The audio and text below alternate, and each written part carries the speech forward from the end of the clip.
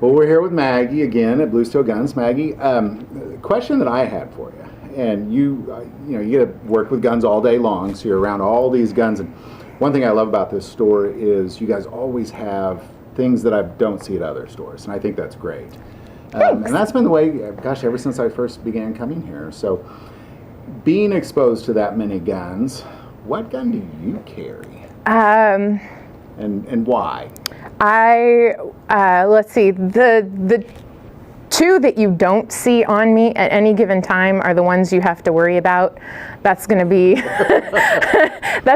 a Smith & Wesson Shield in 9mm, one of the first gens that came out, unmodified, no night sights, nothing fancy, no frills, just straight out of the box. The other one is going to be a piece of trash. Congratulations, I'm gonna get flamed for this one. Hey everybody, here's my piece of trash everyday carry.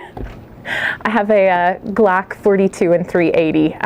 The only thing I can get to reliably cycle through any magazine that I put in that are Hornady Critical Duty or Critical Defense hollow points. Really? Because I was wondering why you called it a piece of trash, but it hates ball ammo. It's getting better, it's getting less picky, it's starting to have fewer hiccups with standard full metal jacket.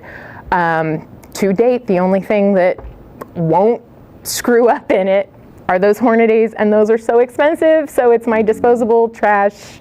That's the one I'm gonna defend myself or somebody with. So, congratulations, Glock. You're my picky eater. The one you do see, usually you'll see me running around with a Galco leather shoulder holster. You can pick these up online. I just recently looked up the price of these and was a little bit floored. They're hitting up close by to $300 for a nice leather rig. 2 magazines and one full-size 1911 in stainless steel. This is the Springfield's Range Officer model with fiber optic front sight, blackout rear sights in the bastard chamber of 9mm. Yep, I'm gonna get flamed again. I'm getting it again because it's like a 9mm. I do, and you know I already have cleaning kits for 357, 38, 9, 38, or 380s. So I'm gonna stick with something I already have the ammo for and I already have cleaning kits for. Enough said, done. This is the one that I practice with. This is probably the one that gets the most attention at the range when I take friends to shoot, because they like the trigger on this better. They're like, well, how come my bullets always go through the same hole on the target when I'm shooting this big, heavy, metal, clunky 1911 thing? 1911. Yeah, like what gives with that? It's like the trigger on this one, and this has had some work, so the trigger on this one is a little nicer than your stock average trigger.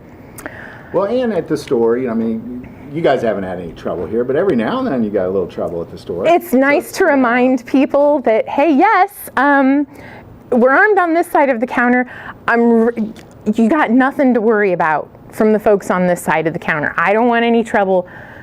My biggest issue is I don't want any scuffles on this side of the counter, because I have had some people come in spouting off their mouth and saying stuff that they shouldn't be about my coworkers, and they're not going to get jumped by us on this side. I've got some other customers on this side. They're like, wait a minute, what did you say? You can't talk that way about my gun store. I'm like, I love you guys. You're so cool. Thank you. Please don't kill anyone today. I don't want to clean up blood. So, like, or have to close down early. Right. I mean, nobody wants that. No blood, please. Sure. You guys have been broke, or tried. People have tried, because I remember you being on the news a couple of years ago. To kick it. Multiple attempts. But they haven't had any success. No. Steve did a good job. I guarantee you can get into this building. We were told it would take a wrecking ball. But yeah, this thing it was pretty solidly built. It was funny watching that guy try to kick the door.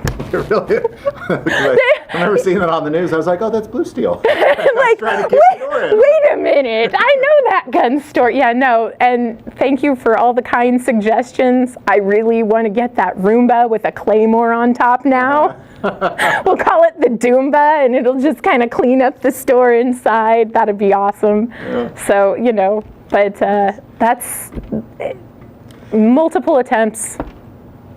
So far, no one's been in. Good planning on the boss man's part. Excellent response on the police department's part. So, as you should. Yes, and so that's pretty cool. Your Springfield 9mm. So what you're carrying this is what you will see me hossing around the store. If I am not here at the store, you won't see this. This is like display model only. It's the work gun, yeah. So, everybody's got that work vest that they put on, or their business shoes or whatever. There's my,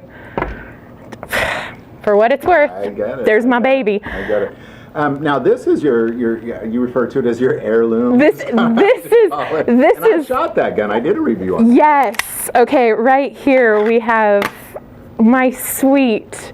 This is the family heirloom. My brother came across this and stole it. He just outright stole it. I think the auction that he went to, everybody knew that he'd be bidding on this. Nobody was bidding against him. And so he just straight outright got this gun for a ungodly cheap price. Didn't work.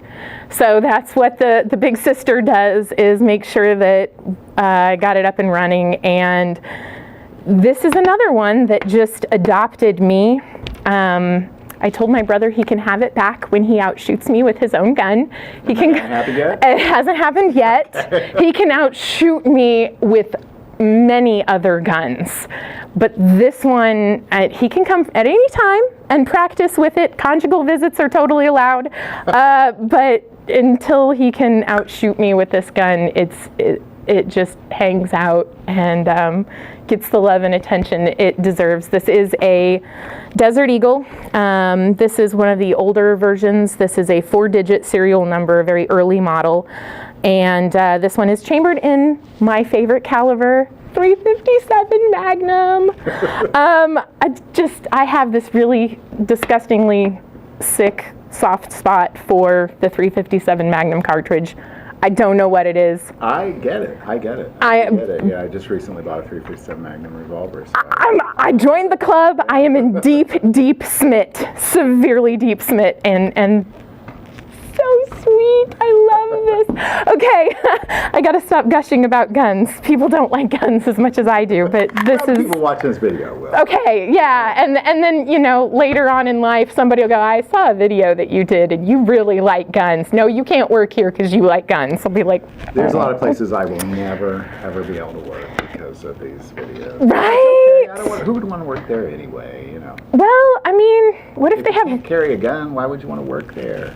Fair enough. I mean, they figured that the armed security would be enough, but...